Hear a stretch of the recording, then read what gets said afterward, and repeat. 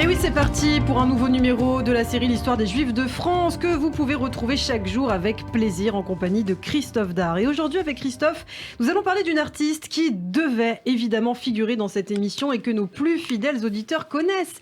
Car sa version en français de la Haktikva, Garde l'Espérance, a été le thème d'ouverture de l'antenne de Radio J pendant des décennies. Et je m'en souviens d'avoir ouvert tant de journaux avec cette magnifique musique. Il s'agit de René Lebas, moins connue qu'une Édith Piaf. Elle a pourtant été une vedette de la chanson française des années 30 aux années 50 avant de mettre fin à sa carrière en 1963 pour entamer une vie de productrice.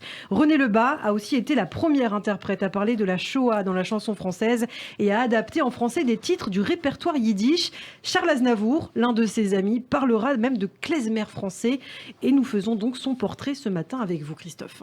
Et René Lebas, de son vrai nom, un Liben, né en pleine Première Guerre mondiale en 1917 dans le 11e arrondissement de Paris. Ses parents sont des juifs de Roumanie, venus en France, père tailleur, mère couturière. Elle passe une enfance modeste dans le quartier de la Bastille. À la maison, on parle yiddish et roumain et on aime la musique. Son frère est musicien, justement. Et elle racontera plus tard qu'à l'âge de 11 ans, lors d'une fête de famille, elle était montée sur la table et avait chanté devant tout le monde, ce qui, pour elle, était considéré comme le début de sa vocation de chanteuse. Et elle commence son parcours d'interprète au sein de la Fédération des théâtres ouvriers de France. Elle chante dans des cafés, des cinémas. Elle fait plusieurs métiers pour gagner sa vie, dactylo, danseuse et journaliste. Et elle a 20 ans lorsqu'elle termine deuxième d'un radio-crochet organisé par Radio Cité. C'est une station de radio en fait parisienne, rachetée quelques temps plus tôt par l'entrepreneur Marcel Bleustein, fondateur et directeur de Publicis.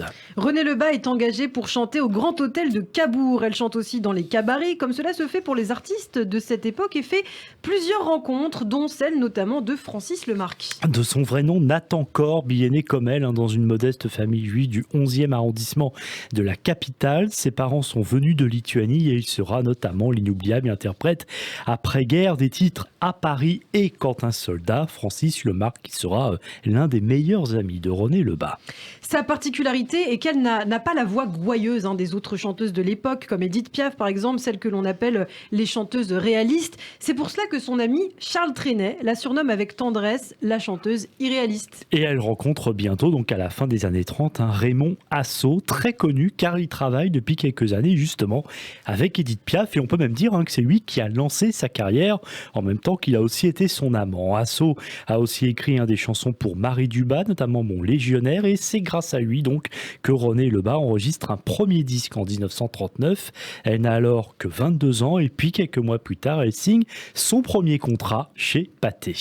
Mais alors qu'elle est en pleine ascension, puisqu'en 3 ans, elle est passée de numéro 2 d'un radio-crochet à chanteuse sous contrat, sa carrière est brutalement mise entre parenthèses. Lorsque la Seconde Guerre mondiale éclate, René Lebas trouve refuge en zone dite libre à Cannes, où elle retrouve notamment l'interprète Marie Dubas. C'est au cours de cet exil qu'elle croise aussi pour la première fois Édith Piaf. Elle rencontre aussi le compositeur et pianiste Paul Misraki. On avait déjà parlé de lui. Il fait partie du groupe de Ray Ventura et ses collégiens qui partiront ensuite en tournée en Amérique latine. Pendant ce temps-là, ça ce sera bien sûr un tournant et un marqueur de sa vie, les 16 et 17 juillet 1942. Et la sœur cadette de René Lebas, Madeleine, et son père font partie des plus de 13 000 personnes arrêtées lors de la rafle du Veldiv à Paris. Ils sont déportés à Auschwitz. Sa petite sœur revient, mais pas son père. Bouleversée et consciente du danger, René Lebas se réfugie en Suisse, à Lausanne, poussée par l'un de ses amis, le poète Francis Carco, dont l'épouse est juive. Et elle retrouve sur place d'autres réfugiés et continue à travailler. Elle chante chaque semaine à la radio suisse romande et travaille notamment avec un jeune musicien, François Reichenbach, qui fera carrière au cinéma après-guerre comme directeur de la photographie et réalisateur de documentaires. Il lui écrit une chanson de circonstance pour l'époque, L'exil.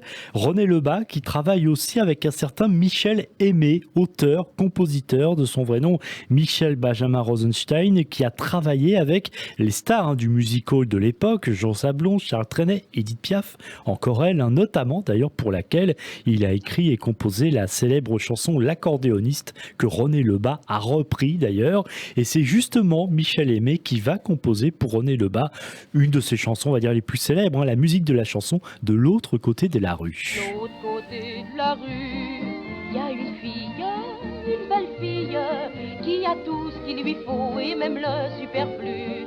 De l'autre côté de la la rue. Elle a de l'argent, une maison, des voitures, des draps en soie, des bijoux, des fourrures. De l'autre côté de la rue, il y a une fille, une belle fille.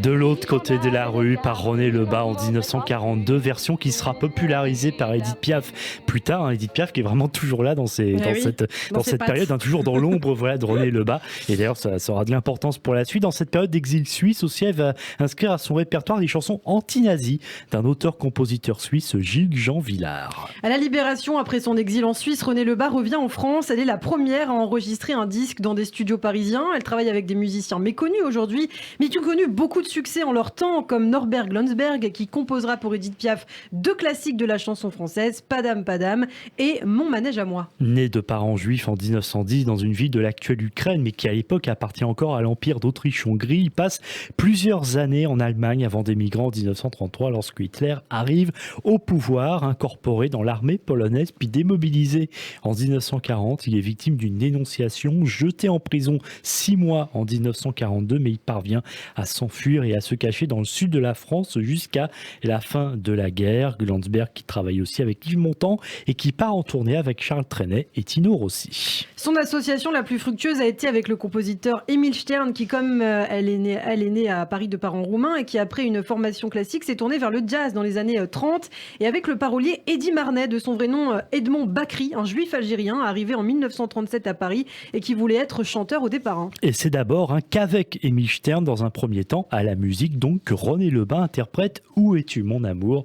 On est en 1946. Où es-tu mon amour ? Depuis tant et tant de jours que j'espère solitaire ton retour. Où es-tu ? Et oui, Où es-tu mon amour ? En 1952, l'association Stern-Marnet lui permet de remporter le grand prix du disque avec Tire, tire l'aiguille, une chanson adaptée du folklore ashkénaze et qui renvoie au métier de ses parents. Tire, tire, tire l'aiguille, ma fille. Demain, demain tu te maries, mon ami. Tire, tire, tire l'aiguille, ma fille. Ta robe doit être finie. Sous tes doigts naissent des fleurs, faites de paillettes, de diamants. Tire l'aiguille. Ouais, et attendez, parce que c'est très joli justement la suite. Là, on sent bien ce folklore yiddish. Et là, Tire l'aiguille de René Lebas. Merci beaucoup Christophe pour cette première partie du portrait consacré à René Lebas. J'attendais, moi, Gare de l'Espérance, mais apparemment vous me dites que c'est au prochain numéro. Ah bah oui, on fait ça en 2 parties, on fait ça bien. L'Espérance, on se retrouve évidemment demain Christophe. Radio J.